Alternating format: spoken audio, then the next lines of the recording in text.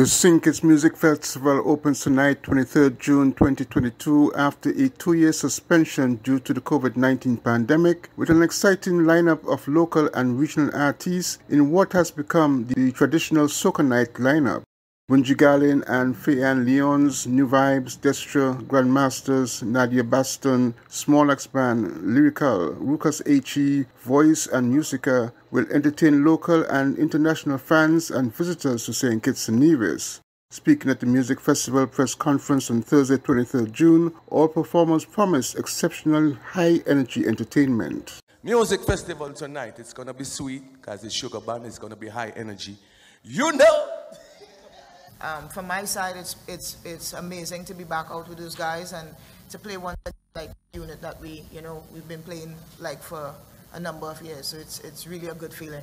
What I can say is that we have a great show planned for everyone. Beware and be aware, because you all are saying, how does it feel to be on stage with your band again? There's a lot of built-up tension. When you speak about Trini artists, you're talking that it's synonymous with energy and good vibes. So we're just really, really excited about tonight. And of course, as Desra said, tonight will be the best. Because we are music that's very interactive, more than even audible, you know. So to be able to really do what we feel like doing on stage, the chances we'd like to take, especially in a place like St. Kitts, because this is not our first rodeo for many of us here. But tonight, I don't know about Mr. World, and I don't know about Mention. But it's just Grandmasters rocking that stage until you get tired. The St. Kitts Music Festival will be used by the Ministry of Tourism as part of its destination promotions in North America and in the UK. Glenn Bart reporting for Skn Newsline. The leader of the St. Kitts Nevis Labour Party is warning citizens of a possible threat to democracy as he called again for government authorities to end travel restrictions for overseas nationals. Skn LP leader Dr. Terence Drew believes that PLP Prime Minister Dr. Timothy Harris intends to orchestrate the blocking of nationals who want to travel to St. Kitts and Nevis by manipulating the approval process. It should be noted that CCM's leader Mark Brantley had publicly stated that the PLP Prime Minister had made an attempt to disenfranchise overseas voters, but it was blocked because CCM threatened to withdraw from the Team Unity cabinet. On 22nd June at a Labour Party press conference, Dr. Drew spoke of his and his party's concern. We know what the government is up to, and we are not saying this based on just political expediency. It is the experience that we went through, not just as a party, but as a country. And so I don't trust Timothy Harris. He has a cabinet of 3 operating like a dictator.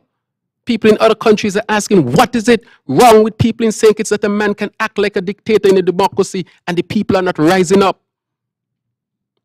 This is serious business here. Our government has fallen and COVID is used as a pretext. So I'm not going through any willy-dilly with Timothy Harris. We are saying that there is no scientific basis, no economic basis to shut our people out. And we know he's planning to use it, so I'm not going to pretend and go through any type of a round way to come to the direct point that we are saying to follow other progressive countries throughout the Caribbean and throughout the world. Just recently, you know, the United States has dropped the COVID the test to travel to the United States. They've gone as far as that.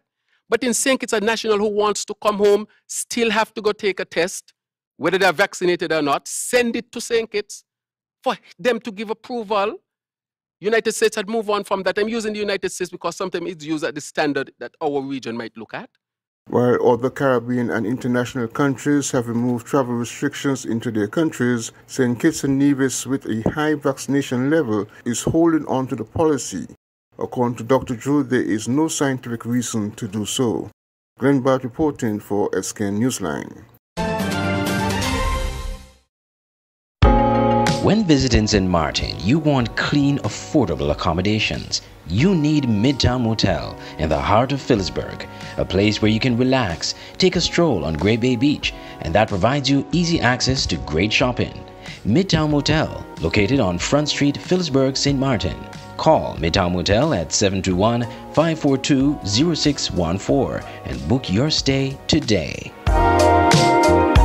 The Skn Newsline website now offers you more news. Log on to www.sknnewsline.com for local, regional, and international news. You can also watch the latest newscast and keep abreast with news in sports, all from sknnewsline.com. That's www.sknnewsline.com. News at your fingertips.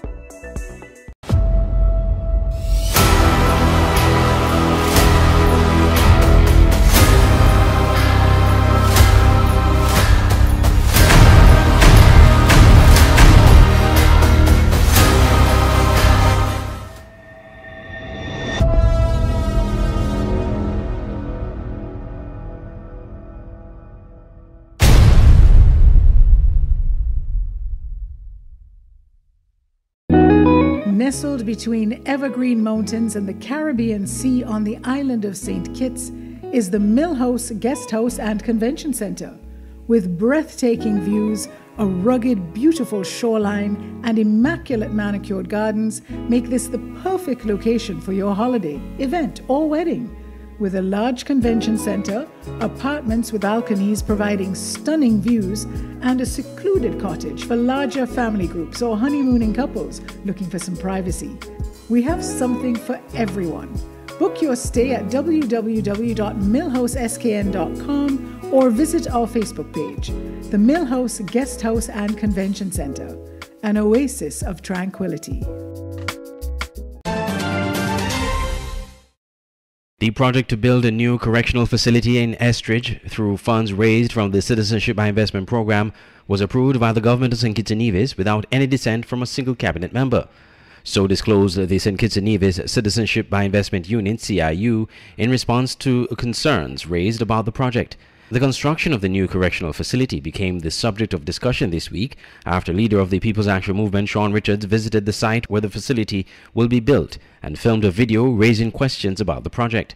He was confronted by who appears to be a Chinese man and Mr. Heston Ham, owner of Stone Deals, a block manufacturing company that is believed will be supplying the project with blocks.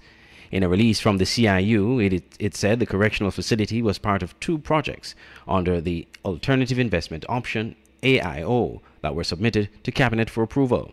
The first is the Laimiga housing development that would increase the quantity and quality of affordable middle-income housing, the release said. The second is a new correctional facility for the Federation that has been pledged by politicians for years but never delivered until now. The alternative investment option means that we can finally have a modern and humane correctional facility better suited to rehabilitation and meeting international standards without needing to raise the funds beforehand from taxation or debt, the release added. The CIU said the projects were initially reviewed by both the CIU and the St. Kitts Investment Promotion Agency skipper before the drafting of a cabinet submission asking cabinet to consider and approve or decline the project. Both projects were approved without dissent from a single cabinet minister, the CIU said in its release. The CIU added that each project's benefit to the public is paramount and both were subjected to a rigorous process in line with the integrity for which the Citizenship by Investment program is known for. The alternative investment option allows for government-approved public infrastructure projects to be constructed by private sector developers and at their expense in exchange for a portion of CBI investment. The CIU said that this option brings significant revenue to the government's consolidated fund, increasing the financial capacity of St. Kitts and Nevis to invest in roads, housing, healthcare, poverty alleviation, education, and other social programs for the benefit of Kittitians and Nevisians. Former Foreign Affairs Minister Mark Brantley on his weekly radio show on Vaughan Radio Wednesday night criticized the project to build the correctional facility. And so you start to peel back the layers and you start to look and you say, well, who have equipment doing the work? Who's selling the blocks and the masonry products for the job? Who providing security on the site? Who processing the passports that they're going to be selling? Who getting campaign money from this deal? And you start to put it strand on strand on strand, and then you say, oh, this not really got nothing to do with no new jail, you know. This is really a scheme a scheme designed to put money in some people's pockets. And the people are not you and me. I want that to be very clear. The people are friends and family. In the coming days, it is expected that questions will be asked of the former cabinet members of their role in approving the project, which they are now vehemently opposing. Andre Huey, Skn Newsline. The third staging of Islandpreneur, a one-week business summit in St. Martin, is commencing on Monday, June 27th at 7 p.m. Creator of Islandpreneur is St. Martin serial entrepreneur Ifelola Badijo. So Islandpreneur aims to bring people from all over the world, including the islands, to address issues that are unique to islandpreneurs, island-based entrepreneurs and innovators. Things like online payments, things like the future of tourism, things like sustainability, finance. The different topics that we're concerned about, though it is a common thread in entrepreneurship all over the world, there are nuances for the islands. And so I'm very excited to be hosting the third annual Islandpreneur Live this year.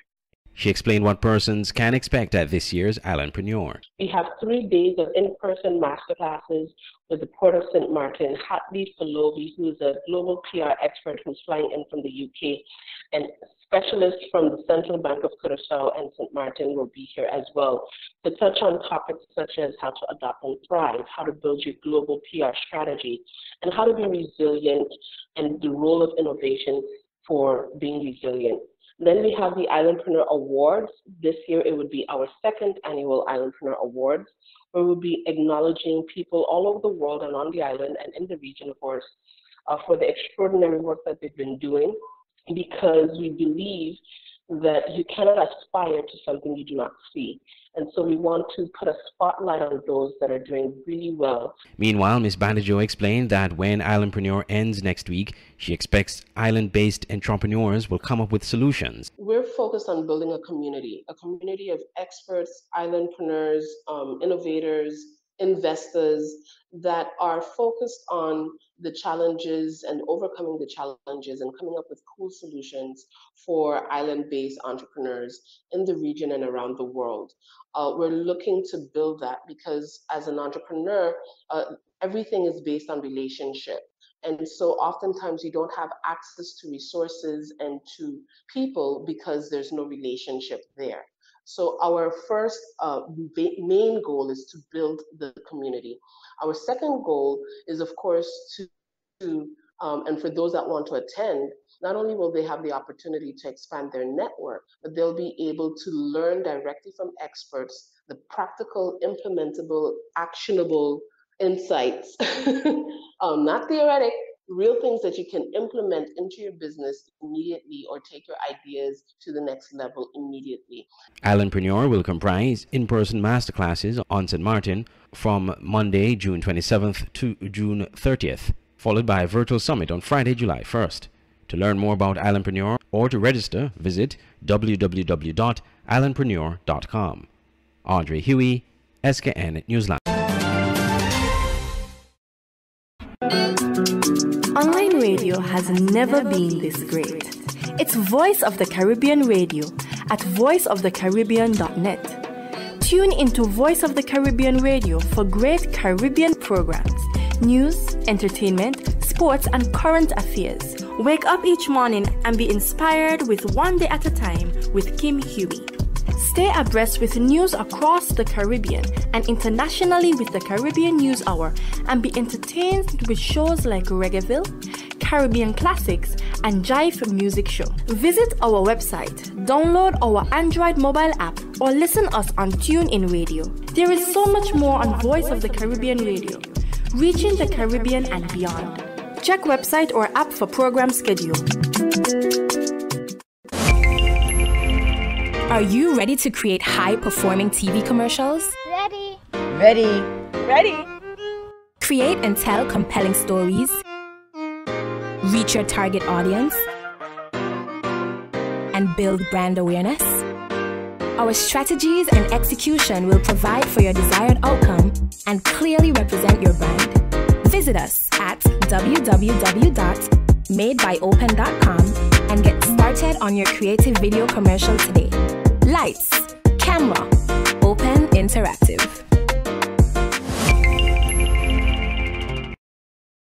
Auto Plus Car Wash, located on the College Street Gut, Bastille, St. Kitts. Bring your car to Auto Plus Car Wash to remove water stains, wiper marks. Get your doors, roof panel cleaned, seat floor mats, buffing, headlights, and engine wash. You get quality service at the best price at Auto Plus Car Wash. They really care for your car. Call 765-5140 or visit them on the College Street Gut, Bastille, St. Kitts. Auto Plus Car Wash, where the service is number one.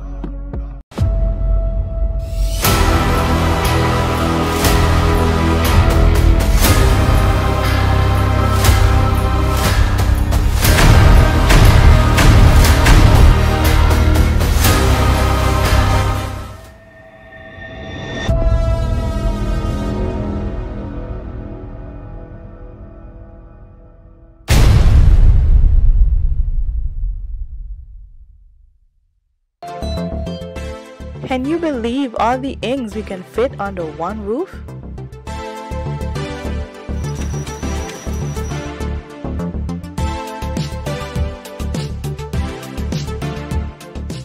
We're here to help your small business any way we can.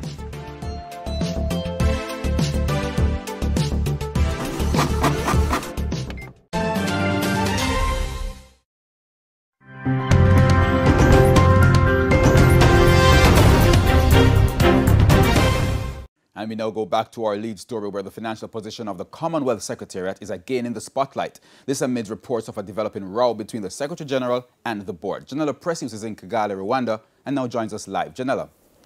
Malaho, and good morning, Herman, from the land of 1,000 hills. By the way, Malaho means hello in Rwandan. It's the eve of the opening ceremony of the Commonwealth Heads of Government meeting, but it is the race for Commonwealth Secretary General that is generating a lot of buzz on the ground here. Now, the Secretariat was forced into defense mode after UK media reports about its financials. A Secretariat in disarray. Or is this narrative being exaggerated based on interest? Supporters of Baroness Scotland say they find it curious the timing of reports that the Commonwealth Secretariat was keeping secret the details of a financial audit by Ernst & Young 2 days before the announcement of the new Secretary General. British media suggest the details are damning. The UK Times headline on June 22 read, Baroness Scotland at risk of losing Commonwealth post in row over funding report. Matt Patterson is a spokesperson for the Secretariat. There are reports suggesting that the Secretariat is hiding audited financial statements because it's very bad. How do you respond to that? It's absolutely untrue. All of our audited financial statements are online and available on our website. The suggestion that there's some kind of financial report out there is a massive mischaracterization. It's frankly not true. What actually this report was about future funding models of the Secretariat. It's a very bland report. The terms of reference are about how we might need to restructure this Commonwealth Secretariat's finances, the different instruments we use. What has happened is that unfortunately that appears to have been mischaracterized in the media. It's very regrettable that people have leaked letters. We pressed further about why the report in question had not been released. The report had some factual and technical difficulties in it. We didn't we didn't agree with those factual errors. So as is normal with a contract, we've gone back to the supplier, EY, and we're managing the contract. We're basically saying this report isn't up to standard. We need it to be up to standard before we can move forward with it. And in due course, the report will be published. That was all he was prepared to say. Moments before that interview, Foreign Affairs Minister Senator Kamina Johnson-Smith held a press conference as she continues her campaign for Commonwealth Secretary General. This was her response when asked about the audit controversy at the Secretariat. I'd rather not speculate. I haven't seen the report, but I am aware of the concerns raised by the Board of Governors. So I await to hear how that matter will be treated with, if indeed it will be treated with over the next coming days. As for the timing of the report, we're focused on engaging with heads continue our positive engagement with them towards building a better Commonwealth. There have long been concerns about the operations of the Secretariat, Mrs. Johnson-Smith campaigning on the promise to bring well-needed reforms. I bring a commitment to good governance, a commitment to transparency and accountability, and a collaborative approach.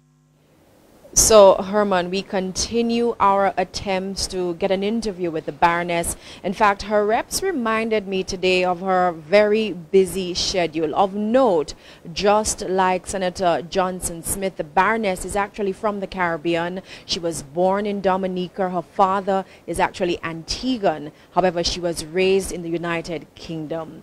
So there's lots to talk about, lots to cover, but we have to end it for now. Herman, it's back to you in studio.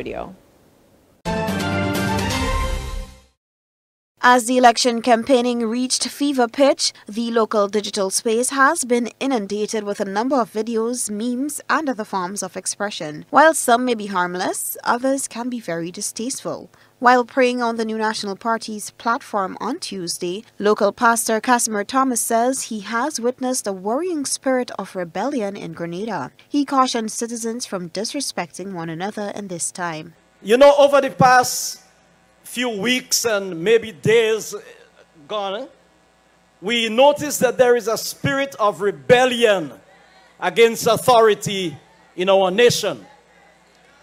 And it is encouraged by people who so-called are leaders. We want to encourage every one of you, do not fall for the trap of disrespect. Contain yourself, be good in your minds, recognize that there is a God above that sees and knows all things. The pastor also prayed for continued unity within the New National Party. One to our candidates, that's 1 Corinthians chapter 1 and verse 10, which says, I appeal to you, brothers and sisters, in the name of our Lord Jesus Christ, that all of you agree with one another in what you say, and that there be no division among you, but that you be perfectly united in mind together. Many on social media have posted about looking forward to the end to this election campaign as an end to the division and disrespect they have been witnessing. For GBN News, Beverly Telesford.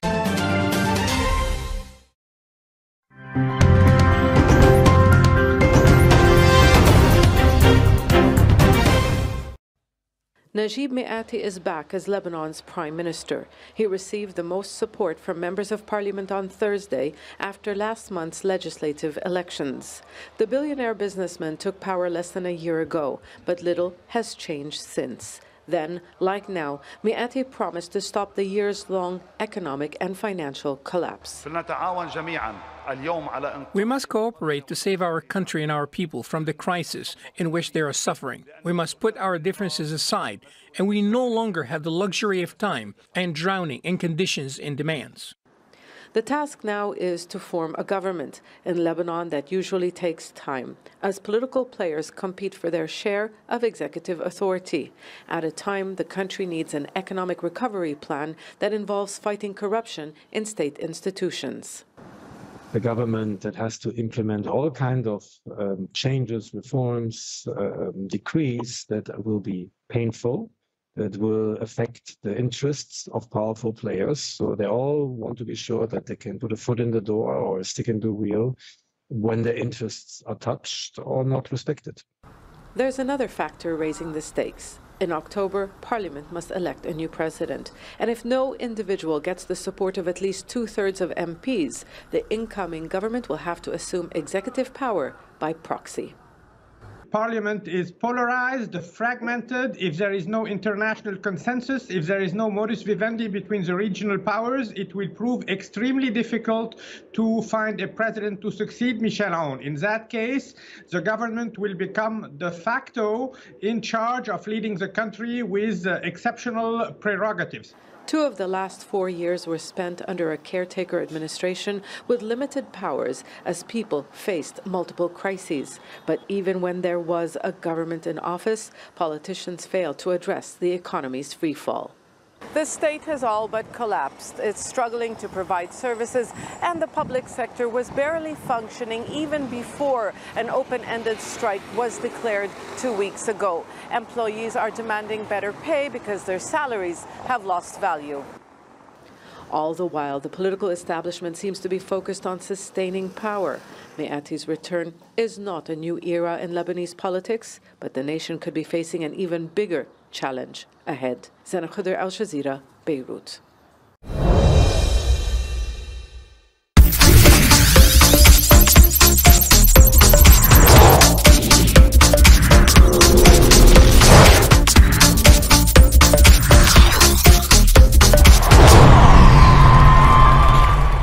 There's a female tournament this year, as well as the launch of the new 60, an exciting new tournament that is set to be played before the actual CPL proper this year. Tell us a bit about what we can expect in this new format. Well, the 60 is very exciting. It's effectively a T10, but we've developed a number of new concepts within it that we think will be both engaging to players and fans. So. Yeah, as the name suggests, it's 60 balls.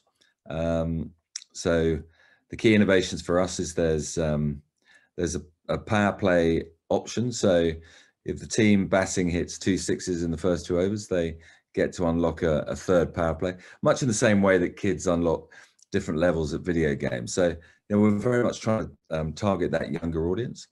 And of course, the one that I think is going to cause the most stir is the fan-free hit. So we're going to randomly generate 4 balls during each innings, and once the fans vote, obviously the ball that has got the most votes will be selected, and that will then be a team-free hit. So a team can score obviously whatever number of runs they get from that particular hit. So it's all very exciting. It's all very fan-led, if I'm honest. These innovations, we'll see how they work, but I think they'll go down very well. And as you say, the other big initiative is the women. I mean, that's, for us, it's slightly overdue, but to have both a T10 version for them and a T20. So the first, the WCPL will launch this year as well. So it's all very exciting, lots going on with the new tournaments. And of course, we then got that other small little project called CPL, which is, obviously is massive for us and the region. So the fact that finals are obviously in Ghana is hugely exciting and important. So, there's a lot of planning that goes into that as well. And the 60, the format in terms of the teams that would be playing in this tournament? Exactly the same. So we've got our 6 franchise owners who have all fortunately agreed to play in it, which is fantastic. So the squads will be slightly different. There'll be some adjustments from the T20 squads. And again, what we've tried to do is focus on other local players, especially the ones that have done quite well in the local T10 tournament. So you'll see a few changes there, but not too many. And the women, there'll be 3 teams. So again, it'll be Barbados, Trinidad, and Guyana will have their 3 ladies teams competing in the 60. So all very interesting and exciting. What would have prompted you to go along this line? Well, I think as we've spoken about before, CPL has got a fantastic positioning. It's the biggest party in sport. It's there for 6 weeks of the year. But, we wanted to extend the opportunity, both for players and fans, to see what we think is going to be a new electric format. So, we're going to play these 60 tournaments probably 4 or 5 times a year. They're only from a Wednesday to a Sunday. So it's a really fast, fast game, both in terms of actually the game is fast, but also in terms of the tournament length. So, yeah, we're excited about where it will go.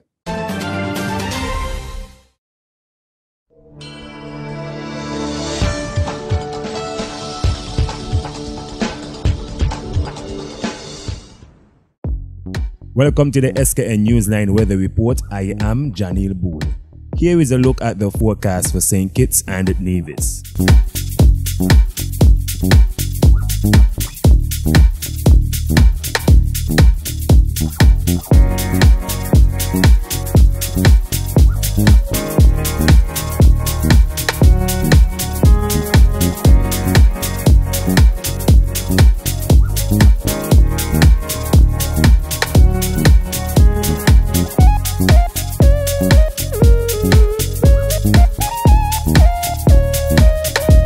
a more detailed weather report, visit our website at www.sknnewsline.com.